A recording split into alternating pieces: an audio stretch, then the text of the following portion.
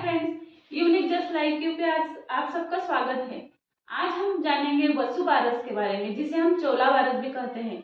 यह कार्तिक महीने की कृष्ण पक्ष की द्वादशी को मनाते हैं। इसकी कहानी है, एक आटपाट नाम का नगर था। वहां पर एक परिवार था।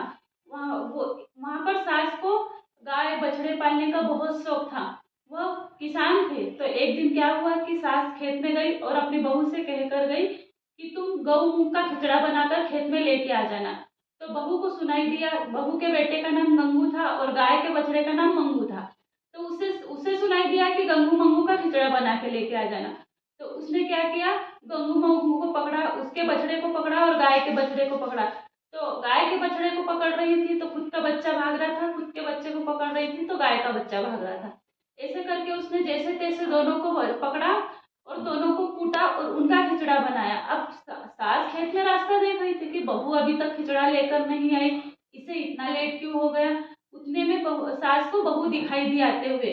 सिर पर उसके मटकी रखी हुई थी, उसमें खिचड़ा था।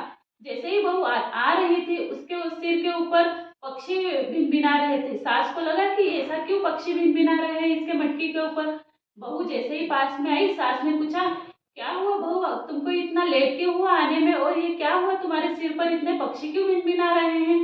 तो बहू ने कहा कि माँ जी, मैं गंगू को पकड़ रही थी तो मंगू भाग रहा था, मंगू को पकड़ रही थी तो गंगू भाग रहा था।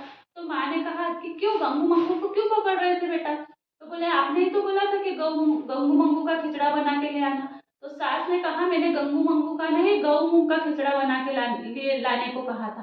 तो फिर बहू ने तो सिर पे हाथ रख के पछतावा करने लग गई कि मैंने तो गंगू मंगू का उनको मार के उनका खिचड़ा बना लिया।